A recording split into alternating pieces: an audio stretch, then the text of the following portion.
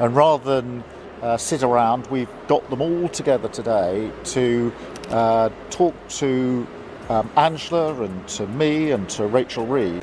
I think today is an answer to that question in a way, because here we are 10 days past the mayoral election. Keir Starmer has once more been caught out in a BBC meet as the liar that he is. He continuously appears to think he gets absent with these interviews as the savvy fellow, but the web continuously catches it in today's video. We'll observe the meet and go over why the British Open are raging, while moreover going over all of the most recent news from up and down the nation. But to begin with, hit the like button and subscribe to the channel. In a BBC meet, Starmer denied to run the show out more assessed strike as Labour's back proceeds to droop within the conclusion surveys. The Prime Serve cautioned that unexpected circumstances mean that he can't run the show out expanding demands.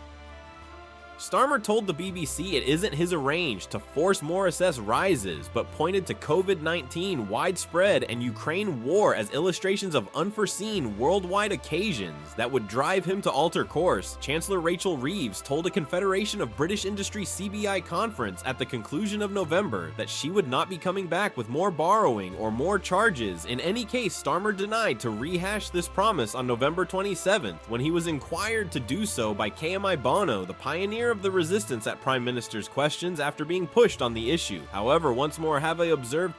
Why do you think you're so unpopular? You have an approval rating of -38. Why do you think that is? Firstly, I'll be judged at the end of the 5-year term on whether we've delivered what we said we will deliver, and that's all that matters to me. That's what gets me up in the morning, so I came into politics to bring about that change. Second thing I'd say is this. We've inherited a real mess. And we've decided to take tough decisions to deal with it, to take it head on, that £22 billion black hole in the economy. I wasn't prepared to pretend that it wasn't there, to walk past it, to make it feel good. So we took the tough decisions. And that is tough. But we did it early. And I think anybody watching who's run a business, run an organisation will know, or even decorated their house. If there's a tough job to do, you know it's got to be done. You're better off getting on and doing it, because things will be better on it. Can you say, in the clearest possible terms, whether from here on in to the end of your term, there will be any tax rises? And I'm talking about to business, to national insurance, or to people's tax. Will there be any? So we took really tough decisions in the budget, and we did them early.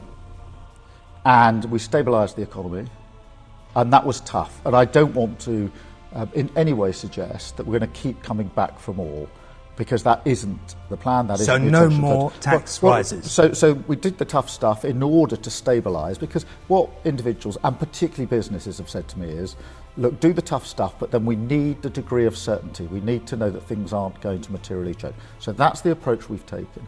What I can't do is say to you there are no circumstances unforeseen in the future that wouldn't lead to any change at all, because if you just look at COVID and the Ukraine situation, everybody knows there are things that we can't see now.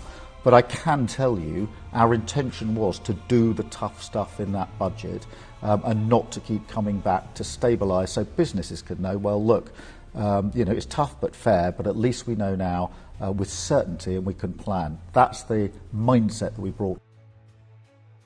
Typically how individuals responded, John said, I tallied the world extreme 10 times, tired ancient talking point, slamming another nail into financial certainty and development. Harris said unanticipated circumstances that ancient capture all Turkey, like a £20 billion imagined dark gap for case, Tim said. Fair, allow him a J. CB, so he can carry on burrowing himself a greater gap. What kind of UN remote circumstances would call for another charge climb? Doesn't the cash he spared by solidifying the elderly cover? James said it wasn't his arrange to got to relaunch his government after for 5 months or take absent the WFA from retired people. Either lovely beyond any doubt that when he capitulates to the another strike him and Rachel will be plunging their hands in our pockets once more. Jen said, so no, but yes, but no, but possibly. What are your considerations on this? Let me know within the comments. In a few other news, Britain is presently confronting a war of national survival cautions. A best British defense chief as Russia's picks up accelerate on the front line. In Ukraine, discuss bad habit.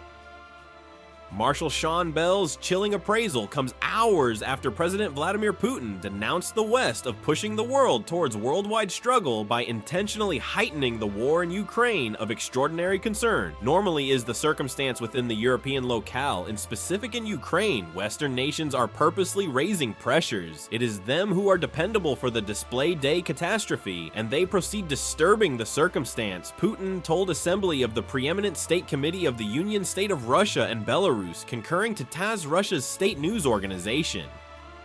Such an irresponsible approach is driving the world to the brink of a worldwide strife. He included, Putin will be feeling encouraged at the minute he's making his biggest regional picks up in Ukraine since the beginning of the war. Russian powers are progressing at key focuses along the 1,000-kilometer front line, especially within the Donetsk locale to the east. Here they've made striking advance towards Pokrov and Kurakova. Both imperative, vital centers advances have been famous close Velik, Novosilka, and Tek, where Russian troops have pushed forward, demonstrating a multi-pronged approach to encompass and control more of the Donetsk zone. Also, there's activity around Kupiansk within the Kyiv locale, in spite of the fact that the picks up there are more challenged with Ukrainian powers, is additionally making counter moves within the military analyst's supposition we don't have the building squares to repulse an assault, as we have all of a sudden gone from wars of choice expeditionary fighting, where we take our strengths abroad and get included where and when we need to wars of national survival, in spite of the fact that Chime portrays this move in Britain's defensive posture as sudden. He tells that it is 35 a long time within the making. He qualities the decay in military investing to the drop of the Soviet Union in 1991, which stamped the conclusion of the Cold War. Since we didn't see a risk for the final 35 a long time, we didn't pay for the capabilities.